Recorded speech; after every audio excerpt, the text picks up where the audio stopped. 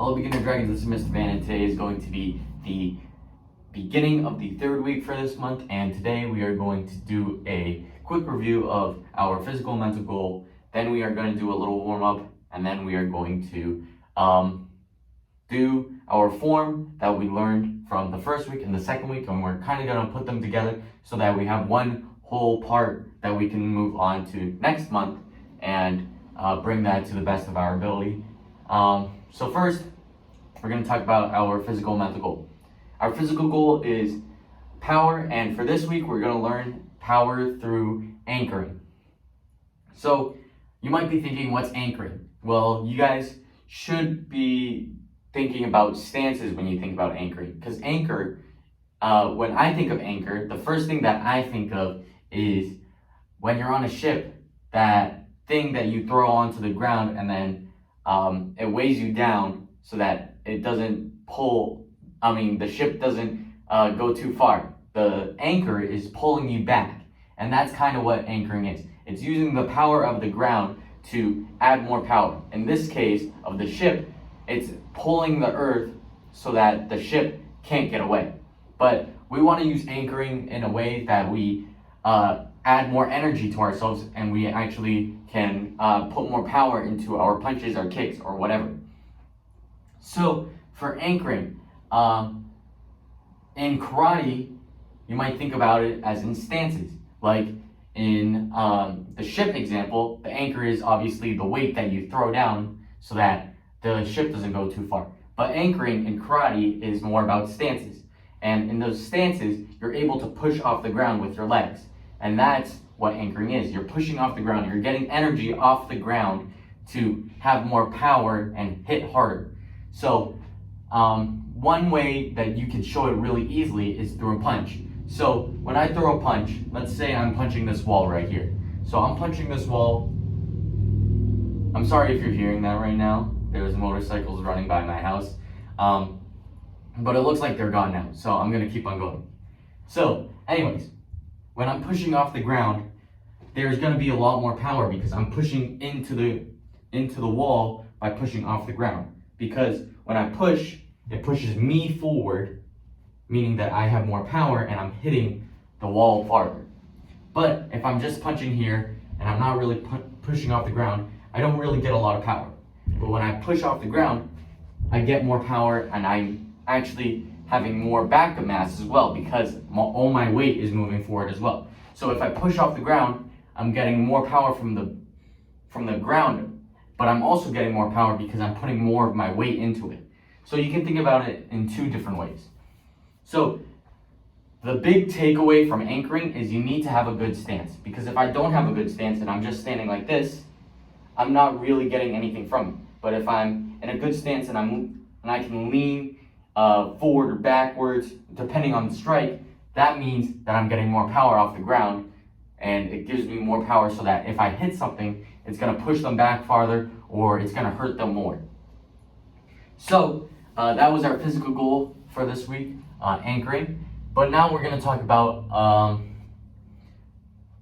our mental goal, which is kindness. So last week we talked about acts of kindness, but now we're going to talk a little more about random acts of kindness.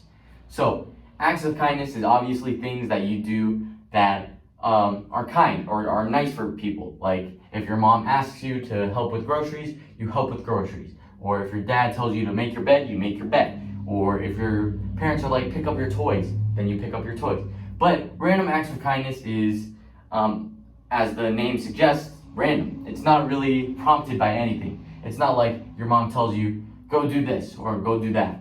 It's more so that you do it because you want to do it, because you feel like it's the right thing to do. So one example is, you guys have obviously been to school and you guys have walked through doors. So one random act of kindness is holding the door open for someone. Even if they're really far away, if you hold that door open, that's really nice for them because it helps them without having them need to open the door from themselves. Like, we've all been in that situation where we open the door and we look behind us and they're really far, but you think that if you close the door, then they'll be inconvenienced in some way. So you hold the door open. That's one random act of kindness. They're not asking you to open the door for them. They're they can open the door themselves if they wanted to. But because you feel like you have to be nice and you feel like that's the right thing to do, you hold the door open for them, which helps them. And who knows, that might have been the one thing that they really needed in their day. Let's say they had a really bad morning and they couldn't even eat breakfast. So you hold the door open for them and they get a little happier. And then the rest of the day, they're not really thinking about, oh, I didn't have breakfast. They're thinking about how someone was nice to them for the morning. Or you might be thinking about if someone has stuff in their hands and you open the door. That helps them a lot. They might not have asked you to open the door, but because you opened the door, they didn't have to put down their stuff, or they didn't have to open the door with their foot or whatever. They might feel like that was really helpful because they didn't need to put down the stuff and they didn't have to be inconvenienced in any other way. So that's also an act of random kindness. So maybe when you're going through this, or if you guys are watching this video right now, maybe you guys can think about a random act of kindness that you can do all the time whenever you want to. Like, without even being asked, you do the dishes, or you help your mom clean up without being asked at all. Or maybe when your dad gets home, you ask them, well, your dad or your mom, whoever's working, you ask them, hey, how was your day at work? Or how was your day at school? Or whatever. Or maybe, like I said earlier, maybe you open the door for them when they get back from work. Or maybe you set the dinner table when your mom doesn't even have to ask you. You just do it because you felt like it was right. Things like that. Those are examples of random acts of kindness because they didn't ask you, hey, can you do this? You did it on your own because you felt like it was right. So maybe you guys can think about random acts of kindness. It doesn't have to be those examples. There's a lot of different random acts of kindness that you guys can do. Even things like picking up litter and throwing them into the trash.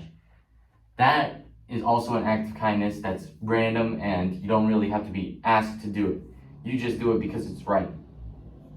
So maybe you guys can think about that throughout the week and think about how you can help your community or your household or your school or even karate. Maybe you guys can think about ways you can help without being asked, hey, can you do this? So that's our physical and mental goal for this week. Now we are going to talk about our warm-up. I think it's supposed to be raining a lot throughout the week. I know the past 2 days it's been really rainy, so I'm pretty sure tomorrow it's supposed to rain. I'm filming this on a Sunday, so tomorrow is Monday when this video comes out. So I'm pretty sure it's raining on Monday, so maybe we don't do anything outside, but maybe we do something inside that will still help us get our blood flowing, getting ourselves warmed up, pumped up for whatever comes next. So maybe we can do something like suicides or ladders or whatever you want to call them. They're basically sprints. So I don't want to do random running because that seems really simple to me. But maybe we can do sliding instead. So shuffling, sliding, whatever you want to do, whatever you want to call it, sorry. So shuffling is basically you bring your feet together and bring them out, bring them in, bring them out, but you want to do it fast. So instead of pausing in between every step, you want to make it very smooth, like that. So if you guys don't know what suicides are, or ladders, or whatever you want to call them, they're basically going to one line and then coming back, then going to another line, then coming back, then another line, and coming back, then that last line again, back, the one before that, back, blah, blah, blah. However many lines that you have. So right now, as you can see, I don't really have a lot of room, but an example of this would be like if there were 3 lines. There would be one here, here, and the wall.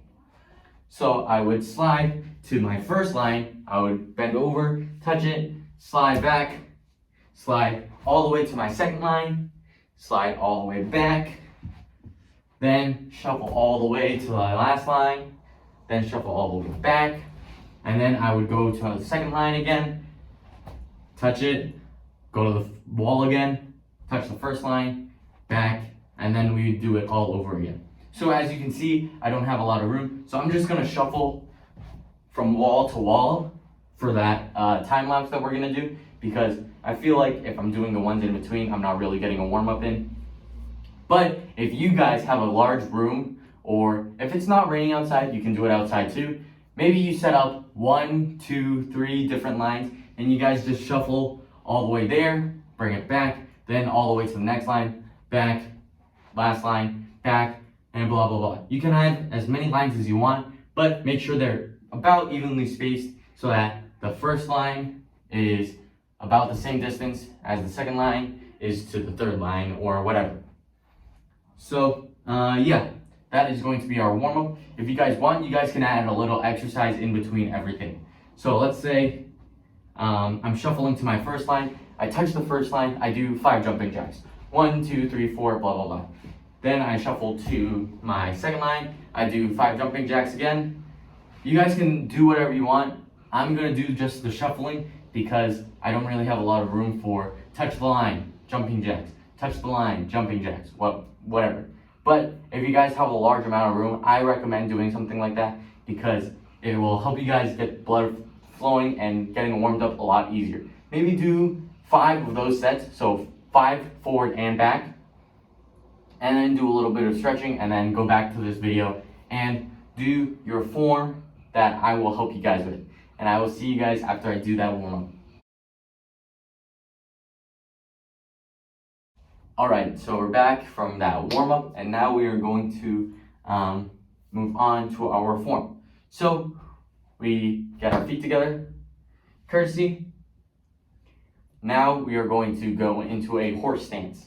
So our horse stance is about shoulder width apart. We're bending our knees so that if you guys were looking at it from the side, it makes a little rectangle.